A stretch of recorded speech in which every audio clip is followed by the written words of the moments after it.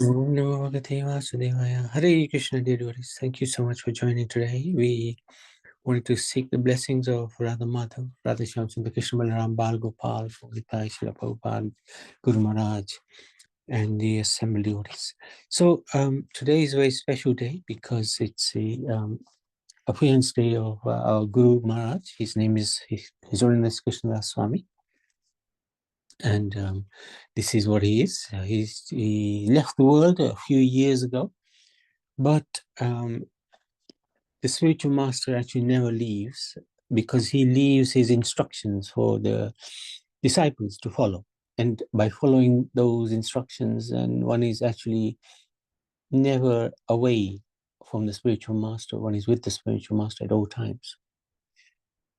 So this is an interesting quote from him. So we are to turn this lust into love by developing and increasing all the time our desire to serve the lotus feet of the Lord. So this is really very beautiful instruction. How we can turn lust into love by developing and increasing our desire to serve the Lord. So let's have a look at his life. His Holiness Krishna Das Swami Maharaj appeared on 2nd June, but actually according to the Bharatiya calendar, today is the Tithi that he appeared, 17th of May to 2023. So he appeared in 1932 in the maternal grandfather's village in the district of Ludhiana, Punjab, Bharat. His paternal village was Daulatpur in the district of Kapurthala in Punjab. At a very young age, Guru Maharaj left his parents' home and was raised by his maternal grandfather, who was a devout Vaishnava and a renowned astrologer. Under his personal guidance, Maharaj memorized the famous Bhaja Govinda. This is the Charpat Panjarika Stotra when he was a toddler. This is Bhaja Govinda, I think is written by Sankaracharya. Then Maharaj memorized the details of the Ramayana at the age of 11, and a few years later memorized all the verses of the Srimad Bhagavad Gita. Just like our young Riyan, she's memorizing step by step. He's memorizing so many chapters of the Bhagavad Gita. So our Guru Maharaj, at the young age of 11, he memorized the whole of the Gita. So, and from a young age, he was raised as a missionary of Sanatana Dharma. To this end, his wise grandfather made His Holiness aware of other religions such as Sikhism and also Islam and a few other religions. This particularly proved very useful when Maharaj was once invited to speak at a Sikh Gurudwara in Spain. His Holiness astounded the congregation by quoting the Sikh scriptures to endorse Krishna conscious philosophy principles. He took initiation after searching earnestly for a spiritual master in the year 1949 at a tender age of 16. Guru Maharaj was initiated into the Vaishnava Sampradaya by His Divine Grace, Pandit Trilochan Dev, Sri Maharaj, Ji Maharaj, Parampad. Education. Parallel to the Vaishnava training, Maharaj also studied at Punjab University, and after qualification joined the Civil Service Education Board, and he served as the headmaster in a secondary school and also taught English, Hindi and social studies. Apart from Hindi and English, Guru Maharaj also knew Sanskrit, Punjabi, Urdu, could read and understand Gujarati.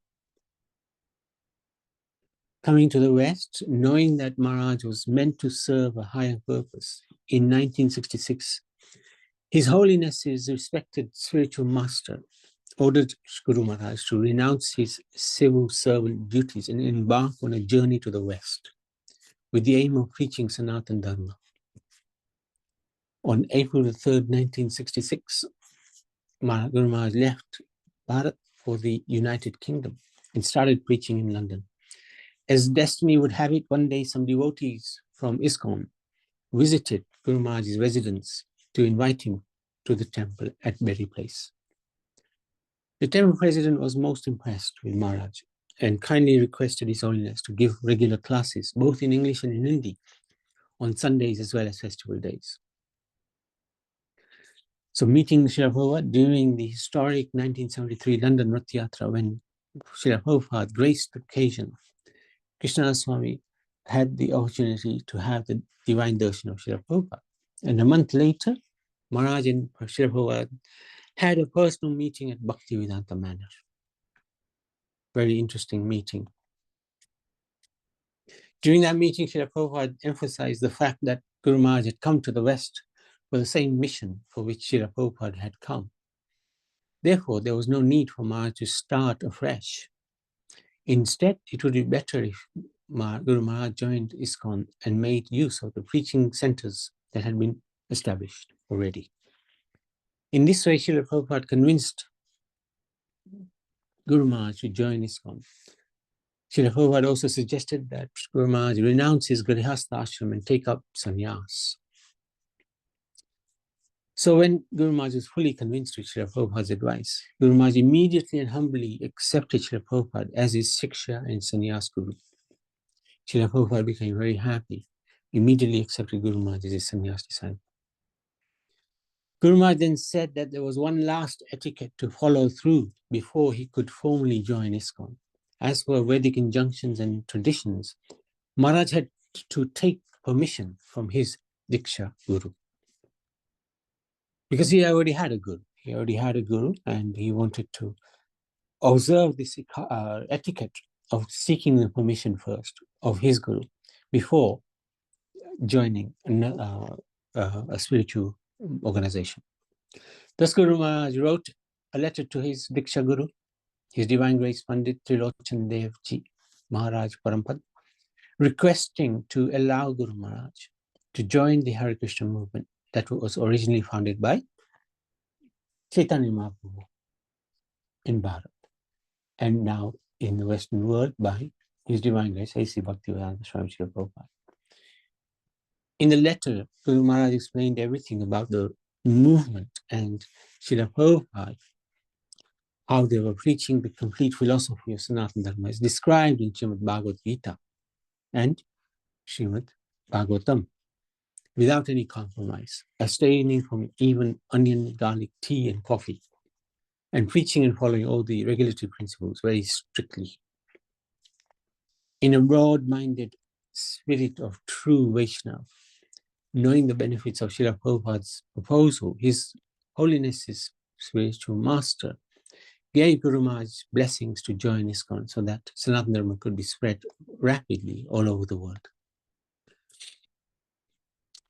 So, Guru Maharaj had a family with 3 children. Whilst carrying out his family duties, Guru Maharaj would visit and preach at ISKCON temples on the weekend, in the city temple, in the manor.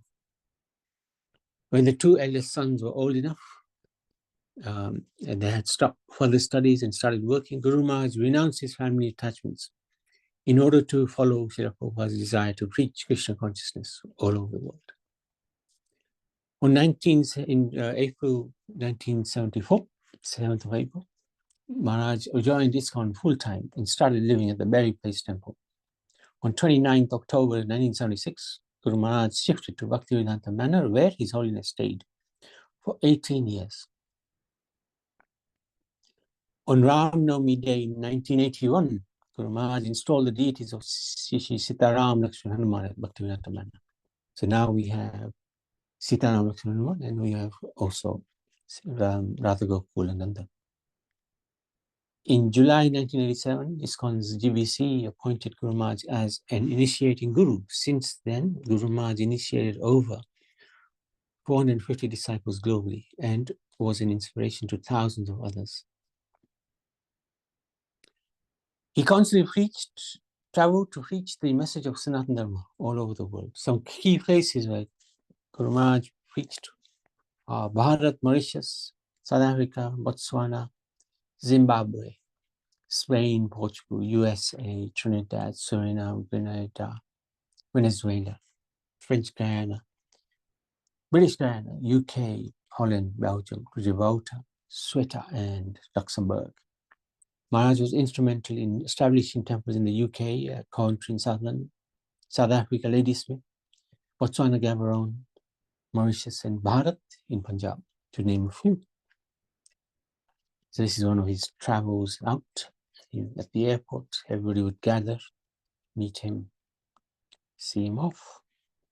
Guru Maharaj used to preach to the Westerners and also to the Bharatiya community in all these countries by personally visiting their homes in different cities and encouraging them to become life members. Many Bharati people were generally not accepting of the young foreign devotees. However, they were highly impressed by the heavy, strong preaching of an elderly Bharatiya sadhu. Hence, they were convinced to join ISKCON, which they otherwise viewed as a foreign hippie movement. So this is a class he was giving in South London, long time back. On a few occasions, Guru Maharaj met world leaders and preached vegetarianism to them. One example was Dr. Nelson Mandela. There he is. Guru Maharaj also preached in mosques where he distributed copies of Srimad Bhagavad Gita and met with the leaders of the Muslim community, thus enhancing relationships between the two faiths. This is the Khalifa of the Ayatollah Muslim community.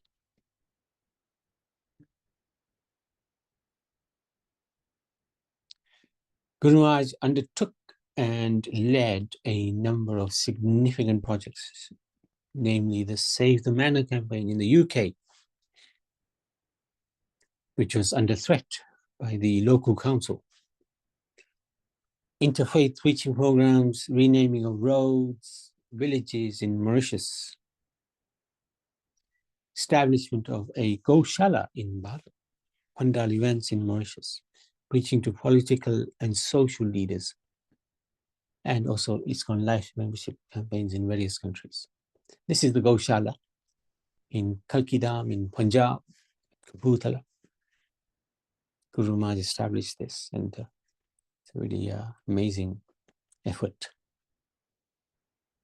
It trained Guru Maharaj's heart to see the state of irreligion prevailing in the world, especially in Bharat.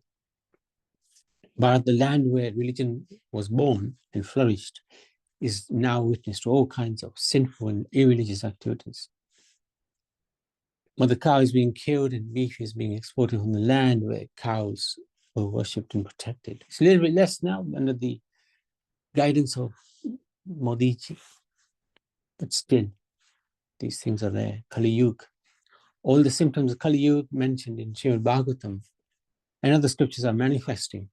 The age of Kali has committed so many sinful activities that it has devoured itself, shortened its duration. As a result, Guru Maharaj had started praying to Lord Krishna to fulfill his promise made in the Srimad Bhagavad Gita to appear whenever there is a rise of irreligion. Guru Maharaj had been praying to Lord Krishna to appear as Lord Kalki to end the most degraded age of Kali Yuga and re-establish religious principles and the golden age, Satya Yuga. So this is Kalki avatar in Punjab, very beautiful deity that Guru Maharaj installed. Oh no, this is Gopal. This is Gopal, sorry. There is another deity of Kalki which he installed as well. He left his material body. Of course, the devotee's body becomes spiritual because he's so fully engaged in Krishna consciousness. But anyway, he left in Brajabhumi near Koshi on 20th of July 2016. Wow, 7 years already. And entered the eternal pastime of Shri Radha Shyamsundar. This was on the day after Guru Purnima, which this year I think is on the 3rd of July. Though no longer physically present amongst us, Guru Maharaj lives forever through his instructions or Vani and in the hearts of all those who live whose lives His Holiness touched. So, His Holiness Krishna Das Swami Guru Maharaj ki Jai. So, he is always bittersweet when you celebrate Guru Maharaj's appearance and disappearance days, because when he's not present anymore, you feel his absence. But when one is following his orders and instructions, then actually one is with the spiritual master. One should not feel even any separation, because one is fulfilling the orders of the spiritual master, and his orders are as good as his personal presence. Within his orders lies his blessings, and when you're with him physically present, you get your blessings, you get his blessings. But when you follow his orders, you get even more blessings, because that pleases him. Simply being in the presence of Guru Maharaj is not enough. Must conduct or carry out his mission. And his mission was to give Krishna and take Krishna. That's what he would constantly share with everyone. Give Krishna to others, and take Krishna for yourself. Become more and more purified, so that you are become more and more qualified to share the message of God consciousness. So I wanted to stop there, and is Guru Maharaj ki Jai.